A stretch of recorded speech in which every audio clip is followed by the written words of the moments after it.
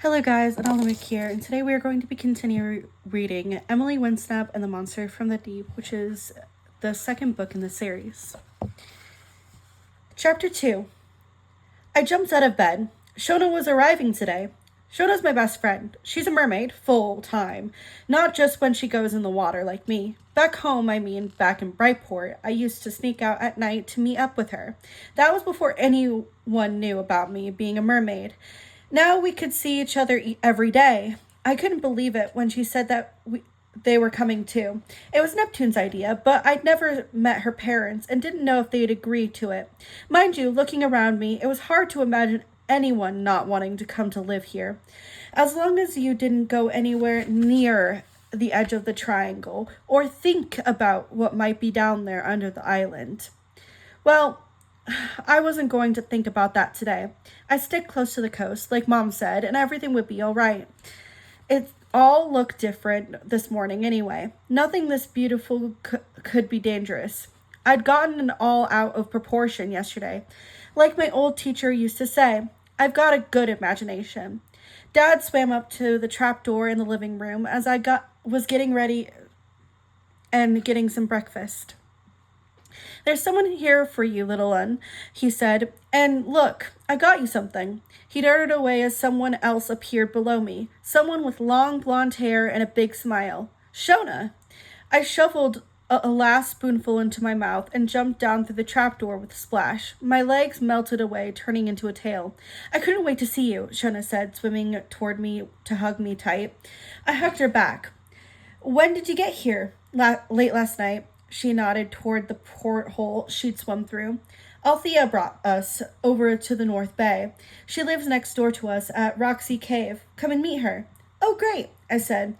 I was going to have Shona all to myself then, but there was so much to catch up on. Well, I suppose we'd find out soon, and at least I was going to meet another mermaid. Here you are. Dad swam back over, smiling broadly as he held something out to me. A doll. It had bright red spots on its cheeks, golden hair, and a frilly pink tail. Thanks, Dad. You like it? He asked anxiously, tugging on his ear. Sure, I'll play with it later, perhaps. I wanted to give you something like this years ago. I've been saving it, he said, his eyes going all misty and dreamy. They seemed to do that a lot. I don't know if he realized I was nearly 13. I know it's a bit childish, but... No, it's fine, Dad. It's great, thanks.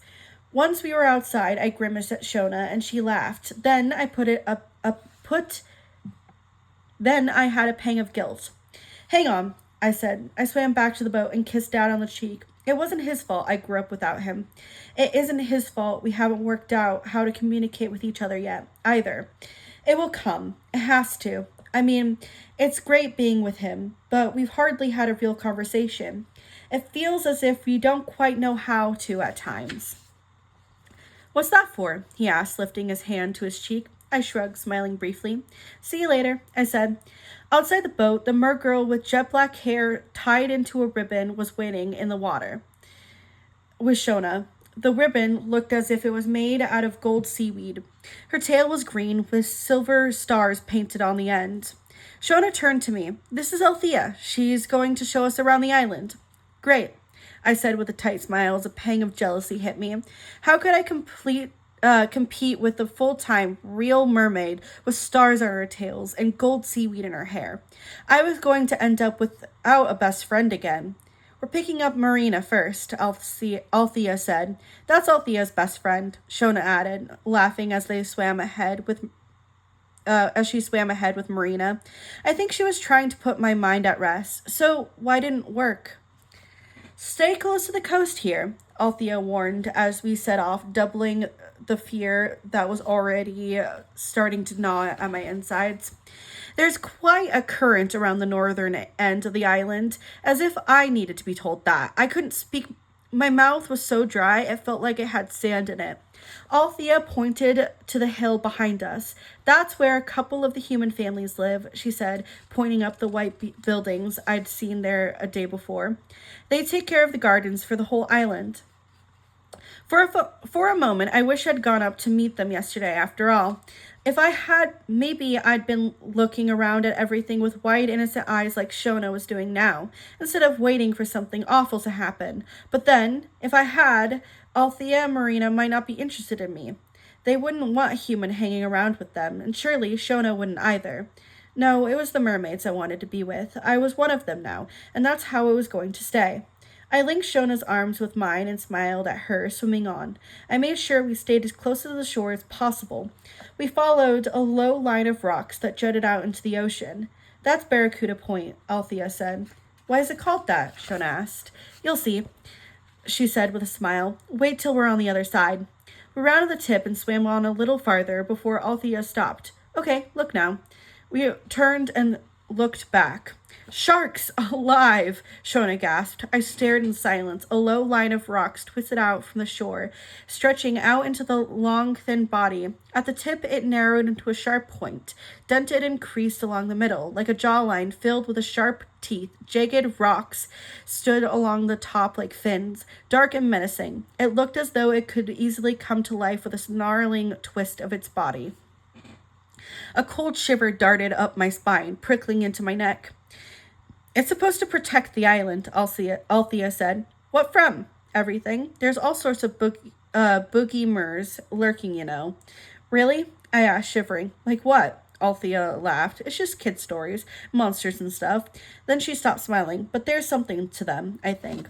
I've never been able to quite put my fin on it, but I've always had a sense of something below the surface. Me too. Have you ever been pulled out to sea? I blurted out before I could stop. What? By the current, I faltered. We avoid certain spots. We learn very quickly about that. And what happens if you don't? I asked, holding my breath while I waited for her to answer. Althea lowered her voice. The boogie-mer will get you, she said. Then she looked at my face and burst out laughing. Come on, I'm only joking. It's a kid's tale, like I said.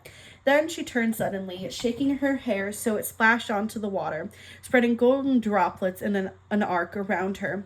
Come on, let's go on. And get Marina. She moved on. As we swam, Shona gave me an occasional sideways look. I smiled at her and tried to act casual, but my body felt stiff and clumsy as I pushed myself through the sea. I couldn't shake that feeling. I just wasn't as good as all this as they were. It didn't come as naturally, I mean. Up until a few months ago, I'd never even been in the water. My cheeks flushed as I prayed Shona would never tell anyone. The water soon became warm and shallow and colorless as we skirted the island. No currents, nothing weird. Althea was right. We just had to avoid certain spots and everything would be fine. I began to relax. We came to a wide bay. As we swam into it, the water turned cool and deep. Twisted rock formations stood along the edges. Double Arc Bay, Althea said. Ahead of us, 2 giant arches were cut deep into the rocky shore. Althea ducked under to swim through one of them. Shona went next. Then I flicked myself down and slipped through. We swam across a small reef. Neat clusters of plants and coral were dotted around, making it like a well-tended park. An elderly merman with shiny blue eyes and a thin gray tail swam across them, snipping at the weeds with a knife made from razor shells. Hi, Theo, Althea said. He nodded at us. Morning, girls. Theo's the gardener, Althea explained as he swam off to tie some wilting pink plants into a bundle with seaweed. There were archways everywhere. Some were tiny gaps in the rocks that I had missed if Althea hadn't pointed them out. Others wide, jagged holes big enough for a whale to get through. Eventually, we came to a shimmery purple rock with a neat round hole in the middle. This is where Marina lives, Althea said. She tapped a pink fish hovering at the entrance. A gold bell dangling from its tail, and immediately it wriggled its body, and a delicate sound chimed. A mermaid swam towards us from inside. She had curly red hair and a long gold tail with shiny crescent moons printed on the ends. You must be Shona and Emily, she said, her freckled face creasing into a smile. Come in while I get my things. She grabbed Althea's hand, and they went on inside. Along a narrow pathway lined with rough walls, it soon widened on into a wide living space, divided up by trails of fern and kelp. An older mermaid bustled past us. She had red hair like Marina's, only hers was longer and frizzy. Her tail was brighter yellow and tapered into a soft white tassel at the end. Don't be out all day, Marina, she said. It's jellied eel souffle tonight, and we're eating early. I've got my synchro swim class at 7. Then she smiled at Shona and me. Hello, girls, and added, Welcome to All Points Island. Shona and I smiled back before following the others into a small space with a soft seaweed bed and drapes all around it. A huge pink sponge was squashed into one corner, a crystal mirror in another. My room, Marina said. I sat on the sponge. It squelched and bubbled under me. Shona laughed. It's swishy. Swishy. That's Shona's word for everything she likes. Squishy, more like it, I said as I tried to get up. Althea swam toward the entrance. Come on, she said. There's loads to show you. Marina grabbed a patchwork bag made of leaves and reeds and followed Althea, with Shona close behind. I fumbled my way out of the sponge and caught up with them as they slithered through the arches and back out into the bay. We swam along stretches of rock coastlines interspersed with covers of all shapes and sizes, some wide and sandy, others tiny winding channels you could almost miss. Everywhere we looked, spots of sunlight bounced off the water, white foamy waves washed gently over rocks, and palm trees reached gently out from marshmallow sand. High on the island, some people called down to us from woody hills. In the sea, merfolk smiled and greeted us as we passed. A couple of young mer children riding piggyback on a dolphin waved and shouted at us. We waved back. A group of mermen diving for food nodded at us their way out to sea. A mermaid with long flowing hair streaming down her back smiled as she pulled along by a swordfish on a leash. It was all so different and yet so familiar. I belonged here. The fear that gripped me yesterday floated further away with every new sight. Swimming on, we approached a half-hidden cave in the rocky shoreline. There are loads of caves on the island, but we only use a couple of them, Marina said. School is in one of them, the other one's for really major events like when Neptune comes, and that's the Grand Caves. We can show you the other one, though. Emerald Caves. You want to see your school? Did I? Just the thought of school washed the smile off my face, but surely this couldn't be anything like Brightport Junior High. No one was going to make fun of me here or delight in making my life a misery. And it was mermaid school. A mix of emotions and questions swirled around inside me as I followed Althea into the cave. It wouldn't happen again, would it? It couldn't. I'd make sure of it. I'd do everything I could to show the mermaids I was just like them. We inched along a narrow tunnel. As it twisted and turned, it grew darker and darker. Soon we were swimming in a pitch blackness.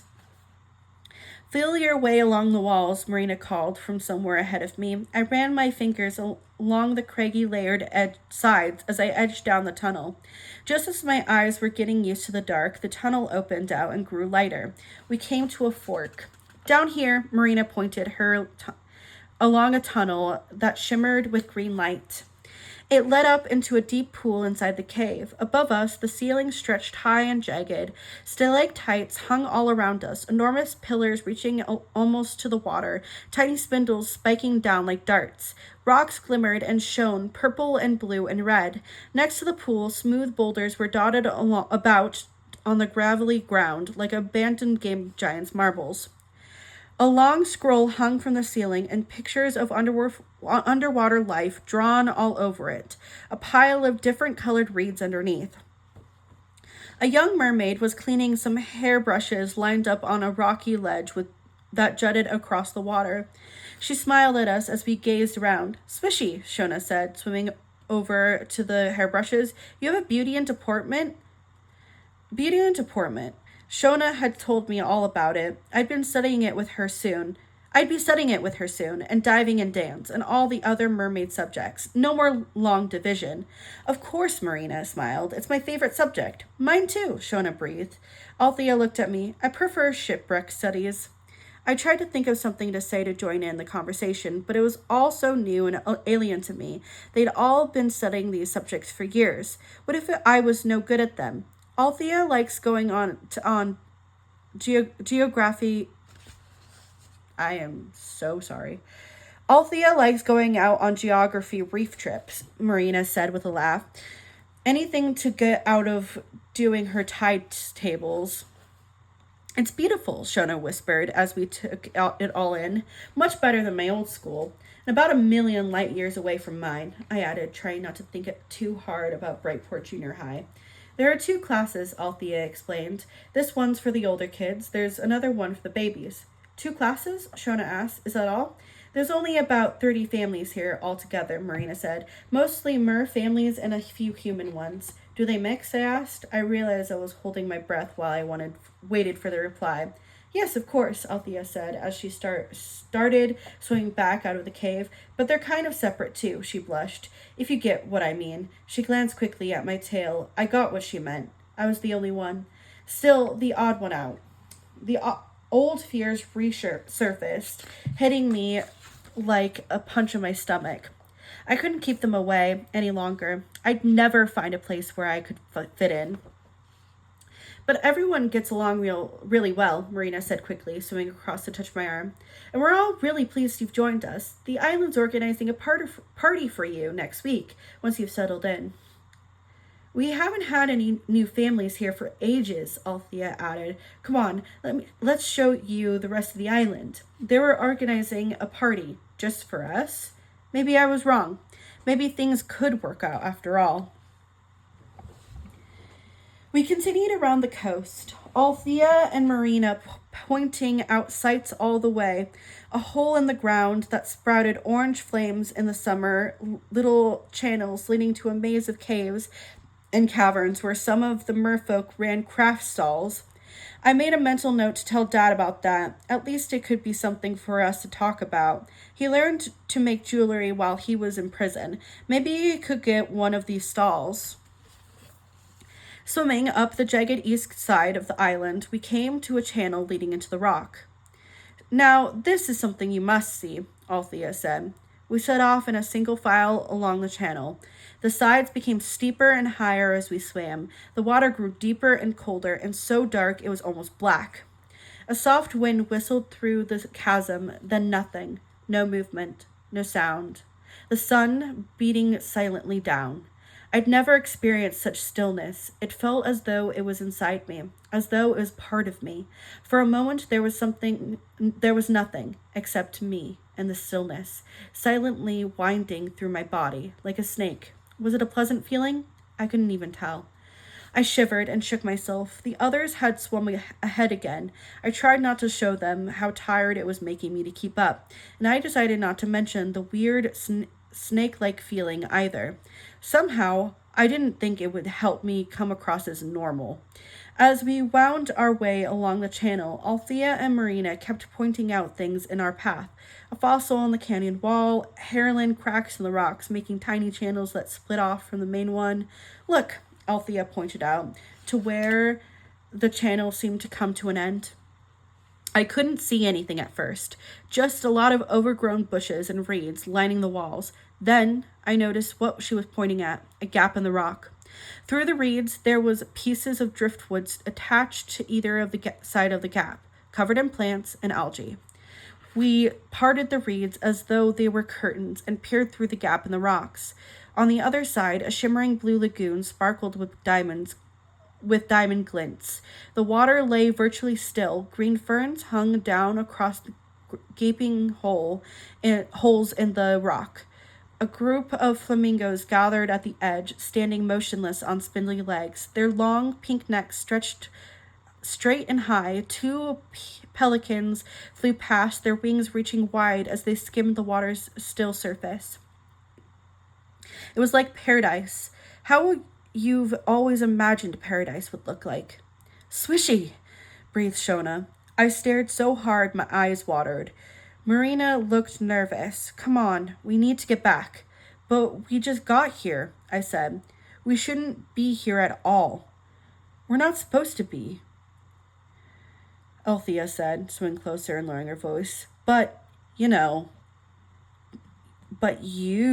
know that. You could go in and find out what it's like. I've always wanted to know. I stared at the lagoon. I'm not sure, Shona said. I mean, if we're not allowed, none of the kids are brave enough. We've been told not to go out there so many times, Althea said, but you haven't. You've only been here 5 minutes. Who's going to tell on you? She's right, I said. Althea smiled at me. Exactly, she said. This could be just what I needed. My chance to make sure Althea and Marina would definitely accept me. If I did this, they'd have to see me as one of them. That was it. I decided I was going to do it. I wasn't going to be whispered about and made fun of again, and I wasn't going to be the odd one out. This was my chance to make sure of it. Besides, it looked so tempting in there. I could almost feel it inviting me in, beckoning me in, almost pulling me. What was it? Was I imagining that too? Shona edged away from the reeds, her tail fluttering nervously. Let me think about it, she said. We dropped the reeds and drew back, but I couldn't get the image out of my mind. The stillness of the water, the ferns hanging down like delicate chains, and more than that, the chance to seal my place as one of the mermaids. I had to do it, but I wasn't brave enough to do it on my own. I would have to persuade Shona. We set off in silence, all around us. Nature bustled. Tiny brown lizards ran across rocks.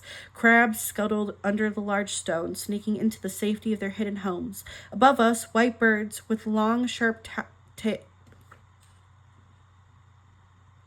One more time, I am so sorry.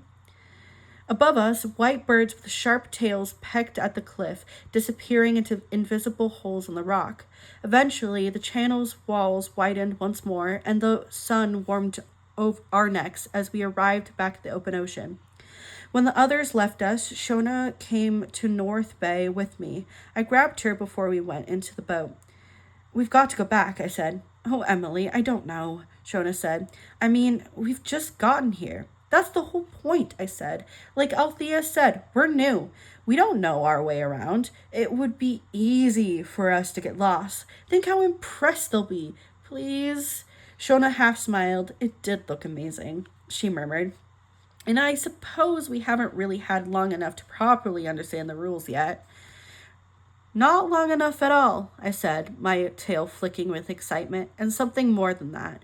A need, almost a hunger. We're just having a look around our new home. We're curious. We're a little vague about directions, and whoops, we've gone the wrong way. No one will be upset with us. M. I'm the first one to the door when the mail arrives. I flip through the pile, just more bills for Mom and Dad to argue about. But there's something else. A letter in a shimmery pink envelope. I turned it over. Mermaid tours? Mom? Dad? They're at the door in seconds. Oh my God, Mom said, snatching the letter from me. Who's going to open it? Her hands are shaking. You do it, love. Dad says. You entered the contest. He holds my hands. I'm shaking too. It's probably just some junk mail or something, Mom says, tearing at the envelope. Let's not get her excited. She reads aloud. Thank you for entering our contest. We are delighted to inform you that you have won our... Jack! Mom drops the letter and stares at Dad. I pick up the letter and read on. Delighted to inform you that you have won our Bermuda and the Caribbean cruise vacation. You and your family will spend 2 weeks abroad on our luxury ship and experience all the delights of a mermaid tour's vacation. Many congratulations and have a good trip. For a second, there's silence. Then Mom grabs me and screams. She pulls me into a tight squeeze. She's jumping up and down. We won, she yells. We're going on vacation. Oh my God. We won. I jump up and down with her till I can hardly breathe. She's holding me too tight. I pull away. Mom grabs Dad around the neck and kisses him. I don't think she's done that for about 5 years. It worked. She's won us a vacation. Maybe they'll start getting along again and everything will be all right. For a couple weeks at least. Wonder if anyone will notice I'm gone. Julia might. She's kind of my best friend. Not that she acts like it. She's never really wanted to be my best friend. She always preferred that Emily Windsnap. I was just someone to fall back on when Emily wasn't around. Julia was really upset that day when Emily didn't show up. what am I supposed to do? Turn my back on her? Well, Emily wasn't there and I was. So Julia and I are best friends now. There's fair. I wonder what happened to Emily and her mom. It feels kind of weird without them. Not that I miss her or anything. No way. Just that, well, it's kind of quiet around here without her. Sometimes I find myself looking out at sea, wondering if they'll ever come back. Stupid, huh? I'm not saying I want them to. Don't get me wrong. Just that I don't know. Maybe it could have been different. I mean, if she hadn't gotten me into trouble last year when she told on me for cheating in the arcade, then I wouldn't have had to hate her. I wasn't even cheating. I was trying to help her, trying to be nice. Taught me not to bother trying that again in a hurry. It never works. Better just to keep your mouth shut and not to get your hopes up. Anyway, we're out of here. We're going on a cruise. And that is the end of chapter 2. Thank you for listening, and I hope you enjoy. Please like if you want, if you enjoyed the content. Comment if you have any suggestions for the future, and subscribe and hit that bell icon if you like random awesome content, including gaming, reading, and more. Annala, Mooke out. Peace.